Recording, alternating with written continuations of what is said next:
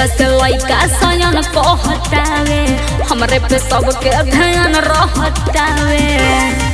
हे बाबू सुना लइका से लइका सयन कहतावे हमरे पे सबके ध्यान रहतावे। खाली हमारे से अखिया लड़ावे पड़तो लड़ावे पड़तो हेगे जखनी बोलबो तखनिया में पड़तो ओढ़नी बिछा के तोरा देबे पड़तो। हेगे जखनी बोलबो तखनिया में पड़तो ओढ़नी बिछा के चुमा देबे पड़तो। भगला कि ना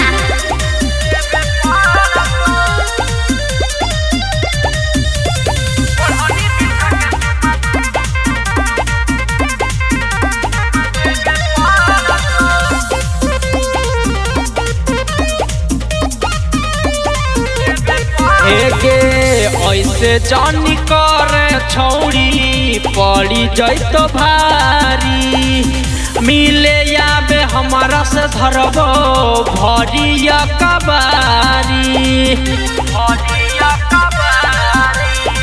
सब कह से भार पर जल भारी यही से काम धाम रोहे हमर जारी।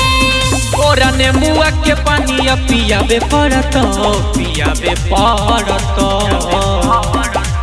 हेगे जखनी बोलबो तखनिया में पड़तो ओढ़नी बिछा के तोरा देबे पड़तो। हेगे जखनी बोलबो तखनिया में पड़तो ओढ़नी बिछा के चुमा देबे पड़तो।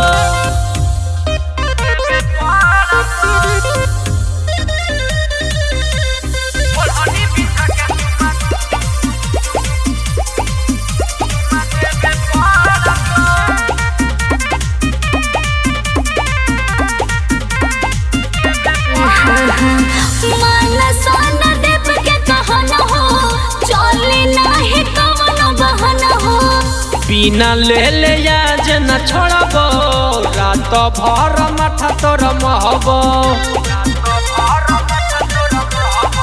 महाना विकास के कहना हो चली नाही कवनो बहना हो बिना ले ले आज न छोड़बो रात भर माथा तोर महबो। पांडे अनु संगे रतिया बिताबे पड़तो बिताबे पड़तो